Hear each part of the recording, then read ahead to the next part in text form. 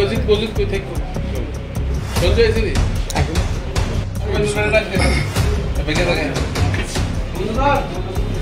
একটু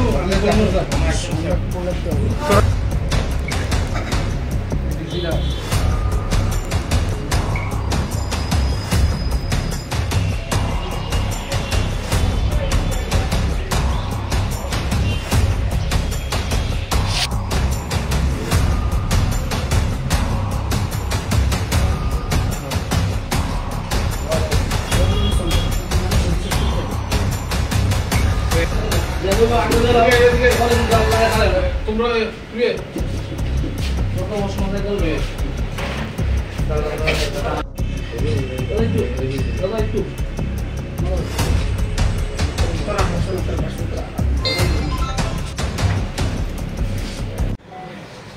গত 13 তারিখ রাত্রিবেলা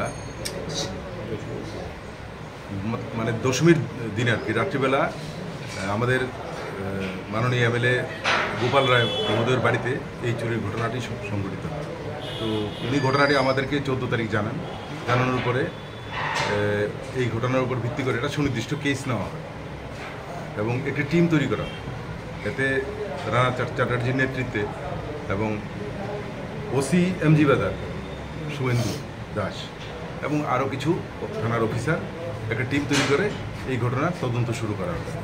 পরবর্তী সময় গতকালকে এই ঘটনার যে চুরি করেছে তাকে আমরা গ্রেপ্তার করতে সক্ষম হয়েছি এবং তার কাছ থেকে এই সমস্ত জিনিসপত্র গোল্ড এবং গোল্ড প্লেটের যে বাকি অর্নামেন্টস আছে সেগুলো উদ্ধার করা সম্ভব হয়েছে এবং যেগুলির বাজার মূল্য এখন কমপক্ষে 5 লক্ষ টাকা।